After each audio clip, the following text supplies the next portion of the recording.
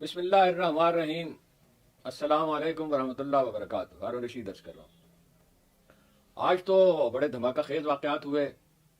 آخر کار election commission نے form 45 load کر دی اپنی ویب سائٹ پہ، لیکن پھر اس سے بھی بڑا واقعہ ہوا کہ انہیں وڈرا کرنا پڑے جب عوامی تنقید کا ایک سیلاب اٹھا کہ یہ تو جعلی ہیں، اور تھے ہی جعلی بہت سارے۔ اس کی کچھ مثالیں بھی میں آپ کو دوں گا۔ اسحاق ڈار صاحب کی ایک وہ گفتگو جو ہے وہ لیک ہو گئی ہے، اور یہ کہا جاتا ہے، کوئی تردید ابھی تک تو سامنے نہیں آئی، کہ وہ چیف آف آرمی اسٹاف کے بارے میں غیر ذمہ دارانہ گفتگو کی ہے۔ وہ ساری گفتگو ہی غیر ذمہ دارانہ ہے، اور خود پسندی کا اس میں ایسا اظہار ہے۔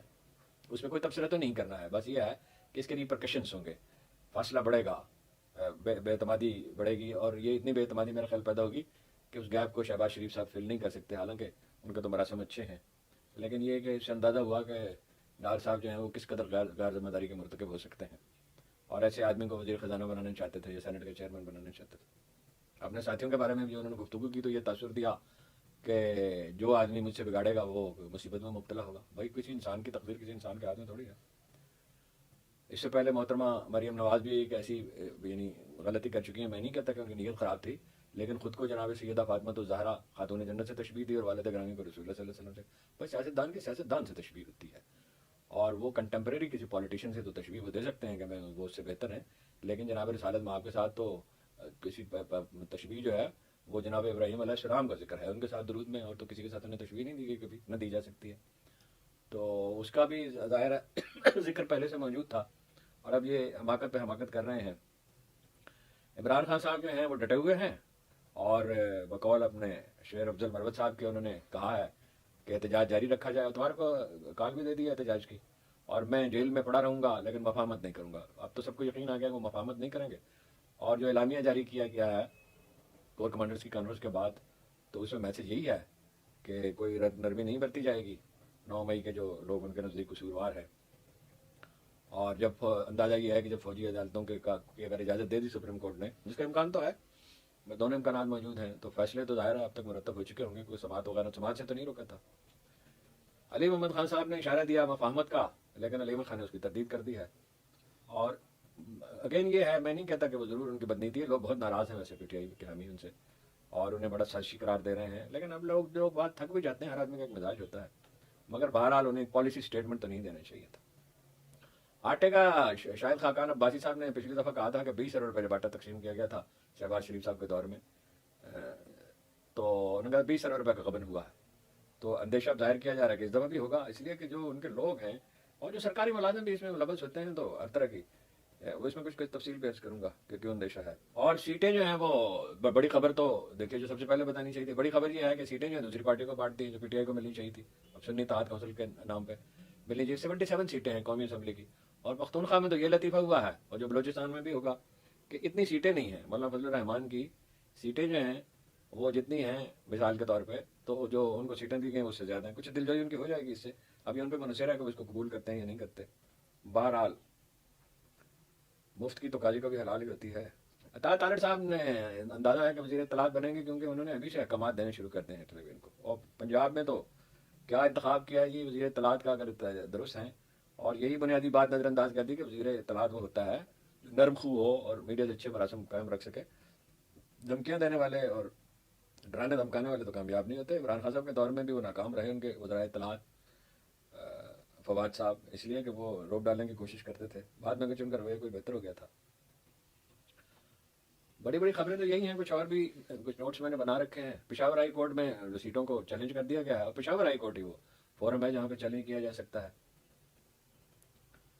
اور ایک شاندانہ گلدار نے بہت انکشاف کیا ہے ہولناک، اگر یہ درست ہے اللہ بہتر جانے، کہ محترمہ مریم نواز نے کہا کہ ضلع شاہ کی، ان کو کہتی ہیں کہ آڈیو ان کی موجود ہے، کہ ضلع شاہ کی لاش پہ 3-4 دفعہ گاڑی گزاری جائے، 3-4 دفعہ گاڑی چڑھائیں، یہ لگے کہ پی ٹی آئی والوں کی وجہ سے حادثہ ہوا ہے، یعنی حادثے میں ہوا ہے، دانش سے نہیں ہوا۔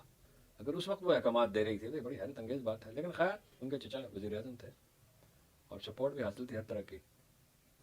2 بینچ ٹوٹ گئے ہیں، عرفان نواز میمن جو ہیں ڈی سی او، ان کی سماعت کرنے والا بینچ بھی ٹوٹ گیا ہے، اور عمران ریاض کی جو اپیل تھی 2 رکنی، وہ بھی بینچ ٹوٹ گیا ہے۔ تو چیزیں تصادم کی طرف جا رہی ہیں اور خرابی کی طرف جا رہی ہیں۔ تو اگر آپ مجھ سے پوچھیں میری رائے کیا ہے، غلطی کا امکان تو ہوتا ہے، تو یہ مسئلہ حل ہونے کا کی نشانیاں ہوتی ہیں. جب خرابی حد سے بڑھ جاتی ہے تو بہرحال پھر بھی اس کو ٹھیک ہونا ہوتا ہے. تو جو ویب سائٹ پہ انہوں نے جاری کیے فارم 45، اس میں کتنی دھاندلی ہے اور ساری کتنی جلد سازی ہے. وہ مثال کے طور پر 87 ہے نا، 87 خوشاب میں ایک پولنگ اسٹیشن پہ کل ووٹ جو ہیں وہ 797 ڈالے گئے، 797. اور نون لیگ کے شاکر بشیر رحمان کے ووٹ ہیں 1168، 1168. کل ڈالے گئے ووٹ جو ہے وہ 797 ہے، اور شاکر رحمان صاحب کے ہیں 1168. درجنوں مثالیں ہیں، 2-4 مثالیں دینے پہ میں اتفاق کروں گا. ملتان کے ایک پولنگ اسٹیشن پہ ووٹ ڈالے گئے 798، اور ان میں سے 400 مسترد کر دیے گئے، اور جیتنے والا جو امیدوار ہے وہ 104 ووٹوں سے جیتا ہے. اب اس سے زیادہ کیا جعل سازی. لیکن جعل سازی کی بہترین مثال یہ ہے، باقی بھی میں عرض کرتا ہوں، میاں محمد نواز شریف صاحب اور اون چودھری کو برابر کا پروٹوکول دیا گیا میاں نواز شریف کو. پتہ نہیں کیا خوبی ہے ان میں کہ ان کے ووٹ مثلاً اگر 11 ہیں، 110 ہیں مثلاً، تو ایک اور لگا دیا گیا، اسے 1000 کا اضافہ ہو گیا. ہر جگہ ایک لگا دیا گیا ہے. یہ وہ مطلب اس کی تصویریں موجود ہیں، کچھ کوشش کریں گے آپ کو دکھا بھی دیں.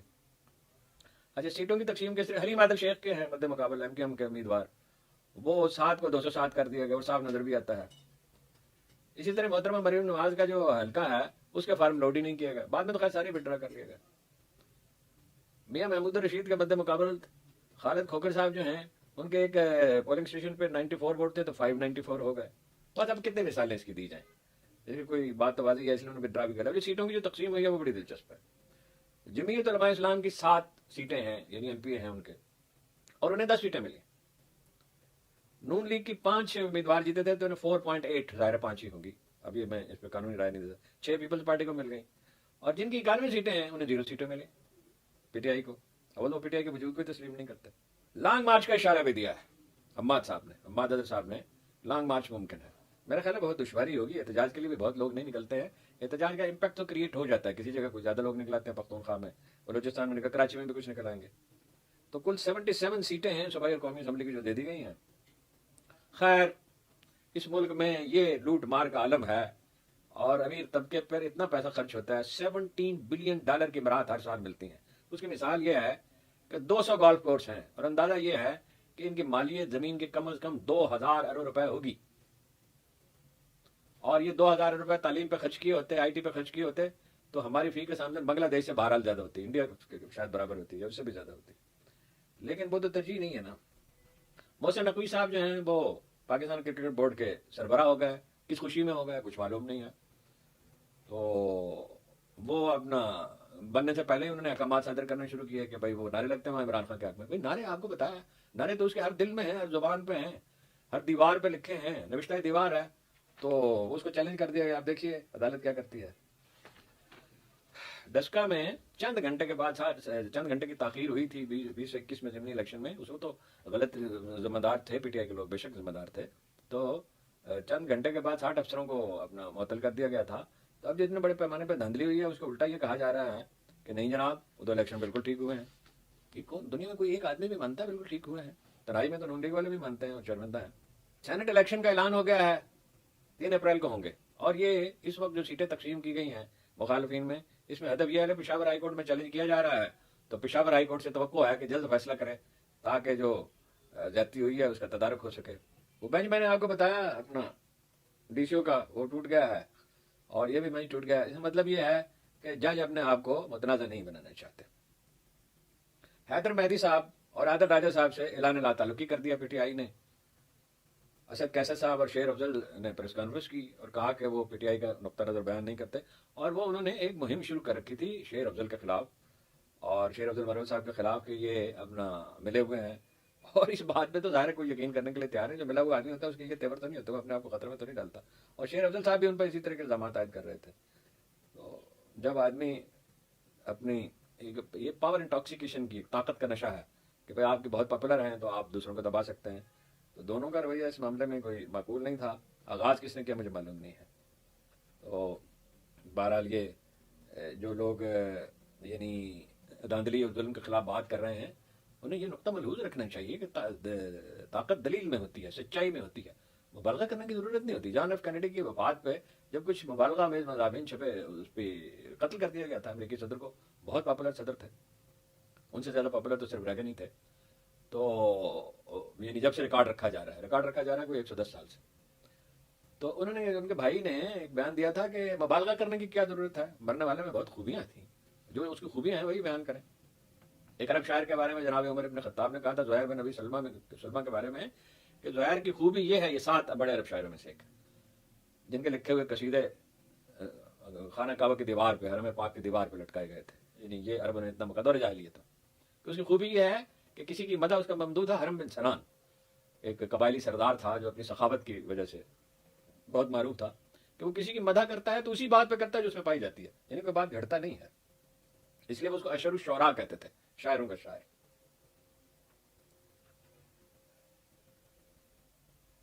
ایڈیشنل پروسیکیوٹر جنرل خرم نواز جو ہیں نیب کے, انہوں نے احتجاجاً استعفیٰ دے دیا ہے, اس لیے کہ وہ یہ سمجھتے ہیں کہ 9 مئی کے حوالے سے جو مقدمات بنائے جا رہے ہیں وہ درست نہیں ہے. کور کمانڈر کانفرنس کا اعلامیہ کا بنیادی نکات میں آپ سے عرض کر دیتا ہوں, مجھے اس پہ کوئی تبصرہ نہیں کرنا ہے, کہ 9 مئی کے ذمہ داروں کو بہرحال انصاف کے کٹہرے میں کھڑا کیا جائے گا اور وزیر اعظم کے عزم کے مطابق سہولت کاروں کے ساتھ سختی سے نمٹا جائے گا. یہ ایس پی آر کا جاری کردہ ہے, میں تو صرف اس کے چند نکات ہی عرض کروں گا, وہ برن کافی طویل ہے. کور کمانڈر کانفرنس مسلح افواج کے افسروں, جوانوں, قانون نافذ کرنے والے اداروں اور شہریوں اور شہداء کو زبردست خراج تحسین انہوں نے پیش کیا, جنہوں نے امن و استحکام کے لیے اپنی جانوں کے نذرانے پیش کیے. تمام مشکلات کے باوجود الیکشن کے لیے محفوظ ماحول مہیا کیا. لفظ محفوظ پہ ذرا غور فرمائیے, اس سے زیادہ افواج کا الیکشن سے کوئی تعلق نہیں تھا. کچھ مخصوص مگر محدود سیاسی عناصر, یعنی پی ٹی آئی کی طرف اشارہ ہو سکتا ہے, اور سوشل میڈیا اور میڈیا کے کچھ حصے, وہ 8-10 اخبار نویس ہیں جو آپ جانتے ہیں جو اختلاف کرتے ہیں, غیر مصدقہ اطلاعات کی بنیاد پر فوج کو بدنام کر رہے ہیں. مجھے صرف اتنا عرض کرنا ہے کہ اتنا فاصلہ فوج کے اور عوام کے درمیان کبھی نہیں تھا, 71 میں بھی نہیں تھا. 71 میں ہمدردی پائی جاتی تھی, اس لیے کہ عام فوجیوں کا تو کوئی قصور نہیں تھا, ڈسیزن کرنے والوں نے غلطی کی تھی. تو جتنا زیادہ فاصلے کو کم کرنا چاہیے, اس کو بڑھانا نہیں چاہیے. اور اس میں صرف ایک فریق ایک ہاتھ سے تالی نہیں بجتی, دوسروں کو بھی نرمی سے کام لینا پڑے گا. اگرچہ وہ خلا میں تو نہیں ہوتا, اس کے لیے کوئی فارمولہ بنانا پڑے گا, اور فارمولہ وہی ہے, سب اپنے دائرہ کار میں رہیں, وزیر اعظم بھی دائرہ کار میں رہے اور فیصلے کابینہ کے مشورے سے کریں, اور سول سروس بھی اپنے دائرہ کار میں رہے, یعنی قانون کی حدود میں اس کو پوری آزادی ہو. پولیس بھی دائرہ کار میں رہے, کوئی بھی دائرہ کار میں نہیں. اور جتنے تجربات ماشاء اللہ کے ہوئے ہیں, یا یہ کہ فوجی اثر و رسوخ سے فیصلے کرنے کا جو نتیجہ نکلا وہ سب کے سامنے, اس کے بارے میں ریسرچ کرنے کی ضرورت نہیں ہے. اب اس کی مثال بالکل واضح ہے. دیکھیے, مجھے جنکیانی صاحب نے ایک دفعہ کہا کہ ذاتی ملاقات میں, ایبٹ آباد والے واقعے کے بعد, اسامہ بن لادن والے واقعے کے بعد فوج کی ریٹنگ بہت گر گئی ہے. تو میں نے ان کی خدمت میں عرض کیا کہ کوئی ریٹنگ شیٹنگ کوئی چیز نہیں ہوتی, وہ گرتی بھی ہے, بڑھتی بھی ہے, ٹھیک بھی ہے. کچھ چند ماہ کے بعد میں نے ان سے پوچھا کہ کیا ریٹنگ ہے, یعنی کتنی مقبولیت, مراد یہ کیا ہے. تو نے کہا مقبولیت اتنی بڑھ گئی ہے کہ سروے کرنے والوں نے سروے کرنا چھوڑ دی. میرا خیال 83% تک تھی, مجھے یاد پڑتا ہے, میں ہو سکتا ہے آپ ٹھیک مدد نہ کرو. ہر ملک میں فوج زیادہ مقبول ہوتی ہے, ہر ملک میں, امریکہ ہو, برطانیہ ہو, فرانس ہو. اس لیے سیاستدانوں سے کا روزمرہ واسطہ ہوتا ہے لوگوں سے, تو ان سے شکایات بھی ہوتی ہیں. فوج کا روزمرہ امور سے کوئی واسطہ نہیں ہوتا. اب آپ یہ دیکھ لیجئے کہ میاں والی میں 9 مئی کو بہت سے غیر ذمہ داری کے واقعات ہوئے, اور اس میں ہم پی ٹی آئی کے موقف کو تسلیم نہیں کرتے, یہ نہیں ہم مانتے. یعنی جو ہماری رائے ہے, جو ہم سمجھتے ہیں کہ عمران خان اس میں ذمہ دار ہے. عمران خان کو آپ بالواسطہ کہہ سکتے ہیں کہ انہوں نے کارکنوں کو جذباتی کیا, تو لیڈر جذباتی کر کے کام لیتے ہیں نا ان سے. وہ تو آپ اس میں قاعدہ بھی کوئی استثناء نہیں ہے, لوگوں کا علامہ اقبال ان سے زیادہ جذبات ابھارنے والے تھے. البتہ یہ ڈسپلن بھی کرنا چاہیے, غیر ذمہ داری کا ارتکاب تو کیا, مگر یہ 500 آدمی جنہوں نے کیا ہے ان کو سزا ملنی چاہیے. اب دیکھیے, عوام تسلیم نہیں کرتے اس بات کو کہ پی ٹی آئی کی لیڈرشپ ذمہ دار تھی اس کی. جو لوگ ذمہ دار ہیں بس وہی ذمہ دار ہے. میاں والی میں جہاں ایئر فورس کا جہاز جو ہے اور ایم عالم کا جہاز جو ہے وہ نشانہ بنا, جو افسوسناک ہے, ظاہر ہے, 1,83,000 کی لیڈ سے جیتا ہے پی ٹی آئی کا امیدوار. اور لاہور میں جناح ہاؤس جس حلقے میں واقع ہے, وہاں پی ٹی آئی کا امیدوار 40,000 ووٹوں سے جیتا ہے. اور پشاور جہاں ریڈیو پاکستان پہ حملہ کیا کہ جو ظاہر بالکل نہیں ہونی چاہیے تھا, 60,000 کی لیڈ سے جیتا ہے. اور فیصلہ آباد میں جہاں ایک فوجی دفتر موجود ہے ایک اہم ادارے کا, اس میں 61,000 کی لیڈ سے جیتا پی ٹی آئی کا امیدوار.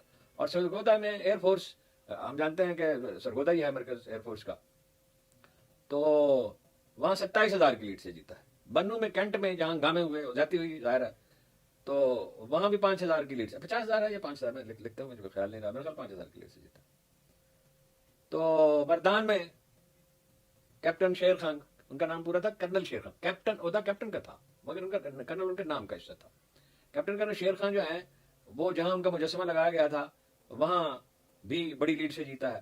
اور سوابی میں جہاں ان کا گھر ہے, مجھے ان کی خدمت میں, ان کے والد گرامی کی خدمت میں حاضر ہونے کا موقع ملا تھا. بڑے باوقار آدمی تھے, اور کرنل شیر خان تو غیر قومی ہیرو, وہاں بھی بڑی لیڈ سے جیتا ہے.